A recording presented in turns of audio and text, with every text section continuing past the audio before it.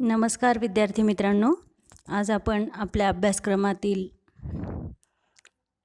उपयोजित लेखनमधील कथालेखन हा घटक अभ्यासणार आहोत. कथा म्हटलं की सर्वांनाच माहीत आहे. कथा म्हणजे गोष्ट, कहाणी हे सर्वांच्याच ओळखीची आहे. अगदी लहानपणापासून आपण कथा ऐकत असतो. कथा ऐकणे आणि सांगणे हा आबालवृद्धांच्या म्हणजेच लहान मुलांच्या, वयस्कर माणसांच्या आनंदाचा विषय असतो. विद्यार्थ्यांच्या कल्पनाशक्ती आणि नवनिर्मितीला, सृजनशीलतेला वाव देणारा हा विषय आहे. याचा अर्थ काय? जेव्हा तुम्हाला कथा लिहायची असते, तुम्ही जेव्हा कथा ऐकता तेव्हा ती कथा खूप आवडीने ऐकत असता. वेगवेगळ्या कथा तुम्ही ऐकता. कथा आपल्याला आवडतात, ऐतिहासिक असू देत, कोणत्याही प्रकारच्या कथा असतील तर त्या आपल्याला ऐकायला नक्कीच आवडतात. तुम्हाला अभ्यासक्रमामध्ये कथालेखन करायचं आहे. आपल्या अभ्यासक्रमामध्ये कथालेखन करायचं आहे. कथ्यते इति कथा म्हणजे सांगितली जाते ती कथा असं म्हटलं जातं. कथा ही आपल्या कल्पनेने, विचाराने, सृजनशीलतेने रचली जाते.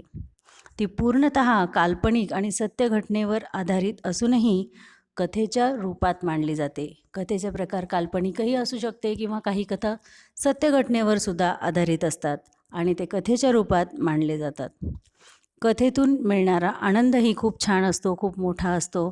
कथा जेव्हा आपण लिहितो तेव्हा आपल्या विचारांना चालना मिळते, कल्पनाशक्तीला चालना मिळते. नवनिर्मिती, सृजनशीलता म्हणजेच काय की तुम्हाला नवीन नवीन विचार सुचले पाहिजेत, नवीन नवीन कल्पना आल्या पाहिजेत.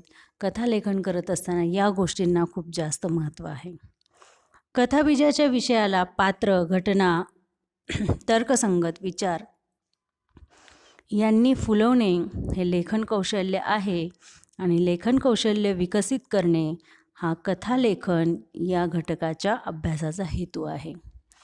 मी आपल्याला आधीही सांगितलेलं आहे की उपयोजित लेखन या घटकामध्ये तुम्हाला तुमच्या स्वतःच्या कल्पना मांडता येणं खूप आवश्यक आहे. ज्यांना स्वतःचे विचार मांडता येतात, स्वतःच्या कल्पनेने लिहिता येतं, स्वतःची कल्पनाशक्ती, नवीन नवीन ज्यांना विचार सुचतात, अशा विद्यार्थ्यांना उपयोजित लेखन हा विभाग सोपा जातो. यासाठी तुम्हाला जास्तीत जास्त वाचन करण्याची गरज आहे. जास्तीत जास्त आजूबाजूच्या गोष्टींची निरीक्षण करण्याची क्षमता तुमच्यामध्ये हवी आहे. त्याच्यावरून आपल्याला विचार सुचत जातात. टी व्हीवरती सुद्धा वेगवेगळे रेडिओवरती कार्यक्रम असतात, टी व्हीवरती कार्यक्रम असतात किंवा आजकाल तुमच्याकडे इंटरनेट सुविधा आहे. त्यामुळे सुद्धा वेगवेगळ्या चांगल्या चांगल्या गोष्टी तुम्ही वाचू शकता. नवीन नवीन गोष्टींची तुम्हाला माहिती मिळते. यातून सुद्धा कथालेखनाचे विचार आपल्याला सुचतात. फक्त कथालेखनच नाही, जेव्हा तुम्हाला निबंध लेखन लिहायचं असतं किंवा बातमी लेखन लिहायचं असतं, बातमीसुद्धा आपल्याला लिहायची असते, कथालेखन करायचे, अशा अनेक घटकांसाठी तुम्हाला वाचन, जास्तीत जास्त वाचन, निरीक्षण क्षमता असणं जास्त गरजेचं आहे. कथा सुचण्यासाठी सुद्धा आपल्याला कल्पनाशक्ती, विचार सुचले पाहिजेत. एखादी कथा आहे, एखादा विषय आहे, तर त्यावरून आपल्याला ते गोष्ट सुचली पाहिजे की आपल्याला पुढे काय लिहायचं आहे. आता आपण पाहूया कथालेखन या घटकामध्ये आपल्याला काय काय पाहायचं आहे. कथालेखन करत असताना कोणत्या गोष्टी आपल्याला लक्षात ठेवल्या पाहिजेत. कथालेखनाच्या प्रकारानुसार दिलेले सर्व मुद्दे काळजीपूर्वक वाचा. त्या मुद्द्यांवरून कथेचा जो आराखडा लक्षात येतो, तो आराखडा समजून घ्या. कथालेखन तुम्हाला वेगवेगळ्या प्रकारांमध्ये दिलेलं असतं. कथालेखनाचे वेगवेगळे प्रकार आहेत आणि हा प्रकार कोणता आहे तो व्यवस्थित समजून घ्या. कोणते मुद्दे दिलेले आहेत, कोणते शब्द दिलेले आहेत, काय दिलेलं आहे हे व्यवस्थित समजून घ्या आणि नंतर त्याप्रमाणे कथा लिहा. आराखड्याच्या आधारे कथा घडते ते ठिकाण लक्षात घ्या. काय दिलेलं आहे कथेमध्ये, कोणते प्रसंग दिलेला आहे, कोणते ठिकाण दिलेलं आहे. सर्वात पहिल्यांदा विचार करायचा, कथालेखन करत असताना काय कथा दिलेली आहे किंवा काय शब्द दिलेले आहेत, काय मुद्दे दिलेले आहेत याचा विचार करायचा. यानुसार आपण कशी कथा तयार करू शकतो याचा मनातल्या मनात विचार करायचा. त्यानंतर पुढे कथा लिहित असताना आपल्या या कथेमध्ये पात्र किती असतील याचाही विचार करायचा. या पात्रांना नावं आपल्याला काय द्यायची आहेत याचाही विचार करायचा. घटनेमध्ये प्रसंग कोणकोणते असतील याचाही विचार करायचा. पहिल्यांदा तुम्हाला शब्द दिलेले, मुद्दे दिलेले, काही दिलेले असतील तर या घटकांचा तुम्ही सुरुवातीला विचार करायचा की आपल्याला हे कोणकोणते घटक हवे आहेत, आवश्यक आहेत. त्यानंतर तुम्ही जेव्हा कथा लिहिता तर ती कथा शक्यतो भूतकाळात लिहावी. कथा ही भूतकाळातच असायला हवी हे लक्षात ठेवायचं. त्यानंतर जर तुम्हाला आवश्यक असेल त्या ठिकाणी तुम्ही परिच्छेद करू शकता, पॅसेज करू शकता. कथा लिहिताना आपल्याला सुरुवातीला शक्यतो शीर्षक आठवत नाही. बऱ्याच मुलांना कथा लिहित असताना शीर्षक आठवत नाही. तर आपण काय करायचं, कथा लिहायला घ्यायची, शीर्षकाची जागा सोडून द्यायची. तुम्ही जशी कथा लिहित जात असताल तसं तुम्हाला शीर्षक आठवू शकतं, आठवतंही, कारण त्या कथेमध्येच शीर्षकाचं नावसुद्धा असतं. तर त्यामुळे कथा लिहिता लिहिता जर शीर्षक आठवलं तर पटकन लगेच वरती शीर्षक लिहून टाकायचं. कथालेखन करत असताना आपल्याला मुद्दे सुचणं महत्त्वाचं आहे. कथेमध्ये तुम्ही म्हणी लिहू शकता, तुम्ही सुविचार लिहू शकता, कथेमध्ये तुम्ही संवाद लिहू शकता. मी यासाठीच तुम्हाला सांगितलेलं आहे की विरामचिन्ह हा घटक अभ्यास करा, पाठ करा. विरामचिन्ह कोणत्या ठिकाणी कशी विरामचिन्ह द्यायची असतात या घटकाचा अभ्यास करा. या विरामचिन्हांचा उपयोग तुम्हाला भरपूर होतो कथालेखनामध्ये, निबंध लेखनामध्ये. त्यामुळे विरामचिन्हांचा अभ्यास या घटनासाठी किंवा या घटकासाठी खूप महत्त्वाचा ठरतो. आता कथालेखनाचे प्रकार आहेत. कोणकोणते प्रकार आहेत? आपल्याला कथाबीजावरून कथा असा प्रकार आहे. पहिला प्रकार आहे कथाबीज दिलेलं असतं, त्यावरून आपल्याला कथा लिहायची असते. आता कथाबीज म्हणजे काय? जसं एखादं छोटंसं झाड येण्यासाठी एक बी लावलेलं असतं आणि त्या बीला छोटासा अंकुर फुटतो आणि त्या अंकुरातून हळूहळू झाड वाढत जातं आणि त्याचा मोठा वृक्ष होतो. पण तो वृक्ष झालेला असला तरी त्याचं मूळ जे आहे ते काय आहे? बीज आहे. त्या झाडाचं बी आहे. तर ते बी महत्त्वाचं असतं. तो मेन मुद्दा आपला तो असतो की बी. तसंच कथालेखनाचं आहे. कथेमध्ये जो काही विषय असतो त्या विषयावरून आपल्याला कथालेखन करायचं असतो. तो विषय म्हणजेच कथाबीज. हे महत्त्वाचं आहे, हे लक्षात ठेवा. पहिला प्रकार झाला कथाबीजावरून कथालेखन. आता आपण दुसरा प्रकार पाहणार आहोत, शीर्षकावरून कथालेखन. शीर्षकावरून कथालेखन म्हणजे काय?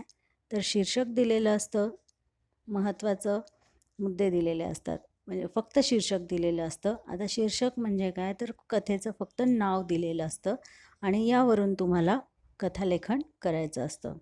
यामध्ये महत्त्वाचे मुद्दे, शीर्षकाचा मतितार्थ समजून घ्या. समजून घेणे, मतितार्थ म्हणजे अर्थ. जे काही शीर्षक दिलेलं आहे त्या शीर्षकाचा अर्थ काय आहे हे आधी समजून घेणं आवश्यक आहे. शीर्षकाच्या अर्थाला समर्पक कथा लिहिणे. जो काही शीर्षकाचा अर्थ आहे तो समजून घेतला की त्या अर्थाला अनुसरून आपलं कथालेखन असलं पाहिजे. त्या शीर्षकाला अनुसरूनच कथा लिहिली पाहिजे. कथा ही शीर्षकातच दडलेली असते, तिचा शोध घेणे. शीर्षकामध्येच कथा असते. शीर्षक जे दिलेलं आहे त्यामध्येच पूर्ण कथा तयार होते. त्यामुळे ते शोधणं महत्त्वाचं आहे. आता या गोष्टींसाठी आपल्याला सर्वात महत्त्वाचं काय आहे? मी आधी सांगितलेलं आहे की वाचन महत्त्वाचं आहे. असा एखादा कोणताही शब्द आला, असा एखादा कोणतंही शीर्षक आलं तर त्या शीर्षकावरून, त्या शब्दावरून आपल्याला त्या शब्दाला अनुसरून अशी कथा मनातल्या मनात सुचली पाहिजे, लक्षात आली पाहिजे. थोडा विचार केला की ती लक्षात आली पाहिजे. थोडक्यात साध्या सोप्या शब्दात गोष्ट कथन करणे, चौथा मुद्दा. आणि एकदा का गोष्ट सुचली, एकदा का समजली की कथा लेखनाचे मुद्दे अजून महत्त्वाचे हेच आहेत की कथा आपली कशी असली पाहिजे, त्याचा विचार करायचा. पात्र कोणती असली पाहिजेत याचा विचार करायचा. कथा कशी लिहायची आहे, कथा भूतकाळातच लिहायची हेही लक्षात ठेवायचं. आणि मग विषय काय आहे तो विषय वाचायचा आणि त्यावरून आपल्याला कोणती कथा लिहिता येईल. कथा कोणत्याही प्रकारे तुम्ही लिहू शकता. प्रत्येक विद्यार्थ्याच्या मनामध्ये वेगळे विचार असतात. प्रत्येक विद्यार्थ्याची कथा वेगळी असू शकते. कथा लेखनाला तुम्हाला मर्यादा नाहीत की अशीच कथा हवी आहे, तशीच कथा हवी आहे, नाही. प्रत्येकाच्या विचारानुसार, प्रत्येकाच्या विचारानुसार तुम्ही कथा लिहू शकता. शीर्षक, आता तुमच्या निबंध लेखनाचं पुस्तक आहे, त्या निबंध लेखनाच्या पुस्तकामध्ये हे सर्व प्रकार तुम्हाला दिलेले आहेत. शीर्षक शीर्षकावरून वेगवेगळ्या कथा दिलेल्या आहेत. प्रॅक्टिससाठी तुम्ही ते वाचू शकता, लिहून काढू शकता. त्यामुळे लिहिल्यामुळे शुद्ध लेखनाच्या चुका सुधारण्यासाठी तुम्हाला त्याचा फायदा होईल. बरेचसे शीर्षक आहेत इथे तुमच्या पुस्तकामध्ये. अशी झाली फजिती, अंधश्रद्धा सोडा, विज्ञाननिष्ठ व्हा, आतला आवाज. आतला आवाज म्हणजे आपल्या मनातला आवाज, की आपण एखादी गोष्ट, चांगली गोष्ट, वाईट गोष्ट एखादी करत असेल, पण आपल्या मन आपल्याला थांबवत असेल, तर त्यावरून मनातला आवाज अशी वेगवेगळी कथा तुम्ही कोणत्याही प्रकारे मोठ्या सादर करू शकता. ते तुमच्या मनामध्ये तुम्हाला ते विचार आले पाहिजेत अशा प्रकारे. आणि प्रत्येक कथेमध्ये ही विरामचिन्ह असतातच, त्यामुळे विरामचिन्हांचाही वापर करणं महत्त्वाचं आहे. तिसरा जो प्रकार आहे तो दिलेल्या शब्दांवरून कथालेखन. शब्द तुम्हाला फक्त शब्द दिलेले असतात आणि त्यावरून तुम्हाला कथालेखन करायचं असतं. मग हे शब्द दिलेले असतील तर पहिल्यांदा आपण काय करायचं, शब्द नीट वाचायचे. त्या शब्दांमधून ते शब्द वाचून त्या शब्दांपासून एक वाक्य तयार करायचं, किंवा त्या शब्दांवरून आपल्याला कोणकोणते कथालेखन करण्यासाठी एक कथा त्या शब्दांवरून आपल्याला सुचली पाहिजे, की त्या शब्दांवरून आपण एक कथा तयार करू शकतो. त्या शब्दांचा संबंध, परस्पर संबंध असला पाहिजे कथालेखन करत असताना, आणि शब्दांना अनुसरूनच आपली कथा लिहिली गेली पाहिजे. योग्य शीर्षक आपल्याला कथालेखन करता करता आपल्याला आपोआप सुचतं आणि त्यानंतर योग्य शीर्षक कथेला द्यायचं आहे. शब्दांच्या आधारे समर्पक गोष्ट थोडक्यात लिहा, आणि अगदी थोडक्यात गोष्ट आपल्याला लिहायची आहे. जिथे तुम्हाला उतारा करायचा आहे तिथे उतारा तुम्ही करू शकता. विरामचिन्हांचा योग्य वापर करू शकता. योग्य वापर योग्य ठिकाणी करायचा आहे. यामुळे तुमचं कथालेखन अधिक आकर्षक होण्यासाठी मदत होते. तुमच्या पुस्तकामध्ये दिलेली मैत्री, दप्तर, गृहपाठ, रस्ता यावरून छान गोष्ट तुम्हाला दिलेली आहे. त्यानंतर नवरा, दुबई, नवनवीन वस्तू, अपघात, मृत, कल्पकथा, व्यवसाय असे शब्द दिलेले आहेत आणि त्यावरून कथालेखन केलेलं आहे. त्यानंतर वाघीण, पिल्ले, बकरी, दूध, मैत्री, खेकडा, बगळा, चावा असे शब्द दिलेले आहेत, त्यावरून कथालेखन केलेलं आहे. वेगवेगळ्या कथा आहेत तुम्हाला उपयोजित लेखन या तुमच्या 10वीच्या उपयोजित लेखनच्या पुस्तकामध्ये. त्यावर प्रॅक्टिससाठी तुम्ही यांचाही वापर करू शकता. चौथा प्रकार आहे तो मुद्द्यांवरून कथालेखन.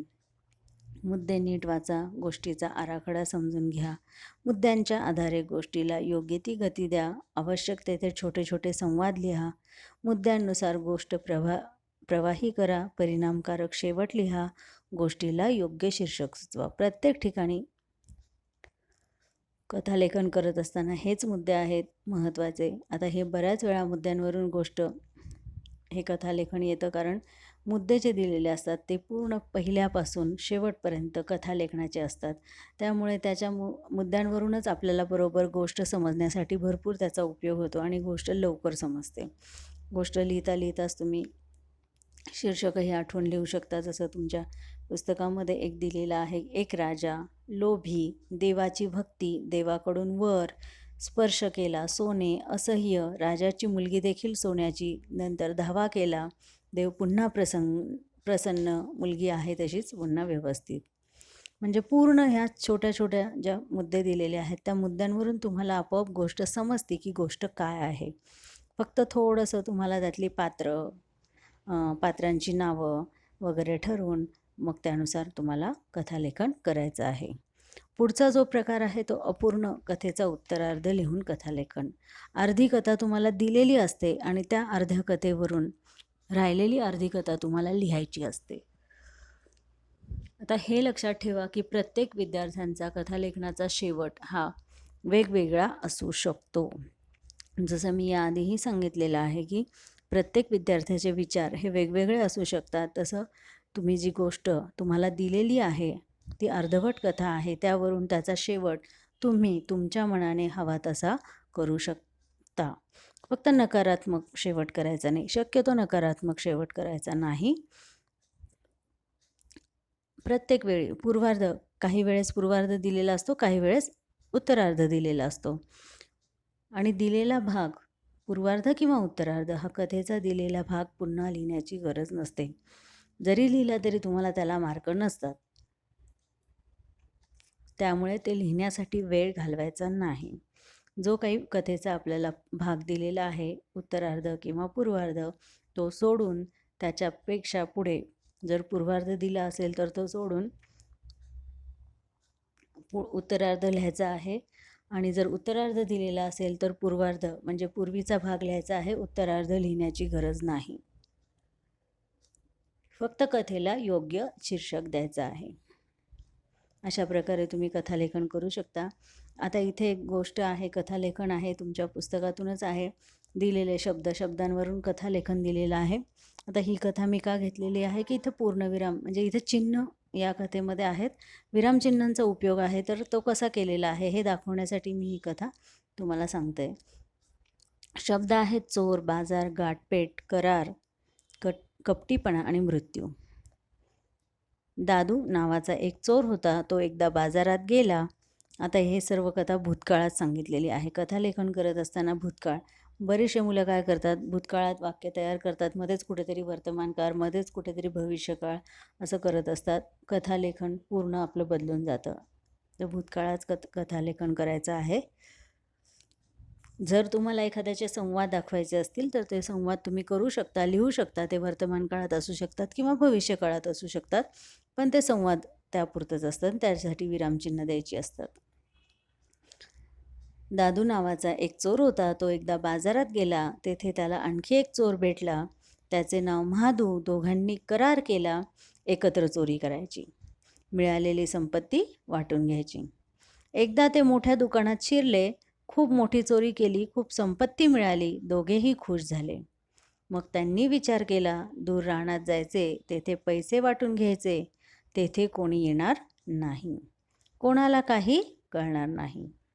दादू म्हणाला. आता म्हणाल्यानंतर जो काही तो बोलतोय त्याचा संवाद आपल्याला दाखवायचा आहे. प्रत्येक वेळी म्हणाल्यानंतर कॉमा करायचा, स्वल्पविराम, आणि जो काही तो बोलत आहे ते जे बोललं त्याचं जे वाक्य आहे, तो संवाद आहे, तो डबल दुहेरी अवतरण चिन्हामध्ये लिहायचा. हे लक्षात ठेवायचं. आणि संवाद संपला की पुन्हा दुहेरी अवतरण चिन्ह पूर्ण करायचं.